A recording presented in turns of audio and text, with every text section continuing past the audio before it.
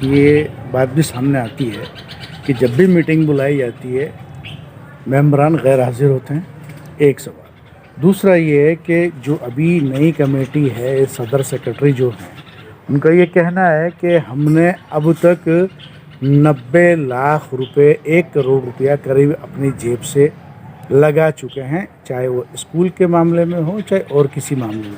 क्या कहना चाहिए? इसका जवाब मैं देता हूँ। जी देखिए, आपके सामने आपकी प्रेस कॉन्फ्रेंस में उन्होंने ऑडिट रिपोर्ट पेश की थी। ऑडिट रिपोर्ट में 1 करोड़ का बताया था।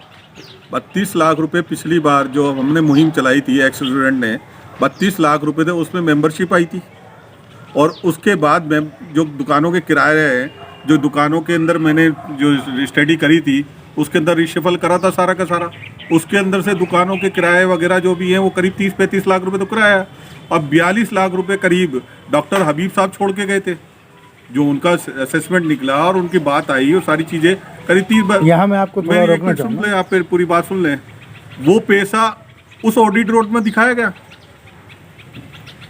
वो जो ऑडिट रिपोर्ट थी उसने शो ऑफ ही 1 करोड़ कुछ लाख रुपए करे। फिर ये रकम कहाँ गई? आपकी प्रेस कॉन्फ्रेंस थी, आपको प्रेस कॉन्फ्रेंस में सेक्रेटरी और जो भी पदाधिकारी बैठे थे उन्होंने बताई थी। मेरी बात नहीं कर रहा हूँ मैं, ये उन्हीं का रिकॉर्ड है। तो फिर ये जो ऑफिशियल रिकॉर्ड था वो कहाँ गया?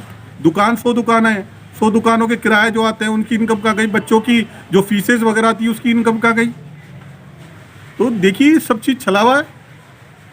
सिर्फ एक आदमी अपना पदाधिकारी बना रहना चाहता है, वो पूरे राजस्थान मुस्लिम फोरम में भी पदाधिकारी बना चाहता है, मुसाफिर खाने में भी वही रहना चाहता है, और सभी मुस्लिम तंजीमों को वो अपना कैप्चर करके और वही व्यक्ति अपनी जगह करना चाहता है। तो करें साहब, लेकिन एक विजन नहीं है। हमने लास्ट मीटिंग जो हुई थी एग्जीक्यूटिव की, उसके अंदर सेक्रेटरी महोदय, अध्यक्ष महोदय सब थे।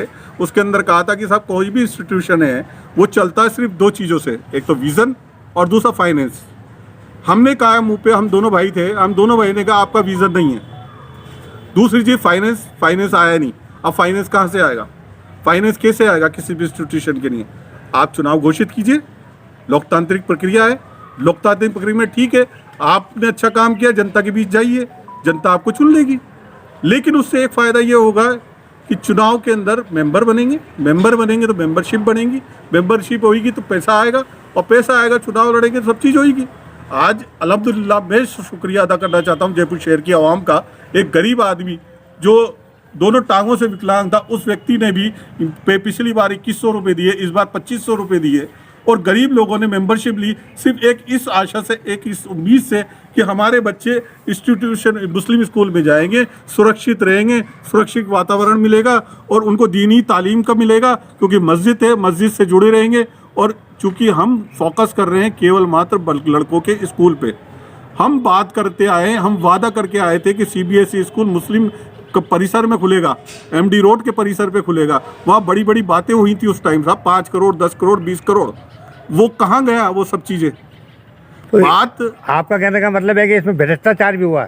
देखिए, मैं ये नहीं कहना चाह रहा, मैं भ्रष्टाचार की बात नहीं कर रहा हूँ। आपकी प्रेस कॉन्फ्रेंस थी, उन्होंने ही बोला था, और उनका सवाल था पत्रकार महोदय का, उसका जवाब दिया मैंने। भ्रष्टाचार तो नहीं हुआ, लेकिन असल में विजन नहीं है। सही बात है, विजन नहीं है। Thank you sir.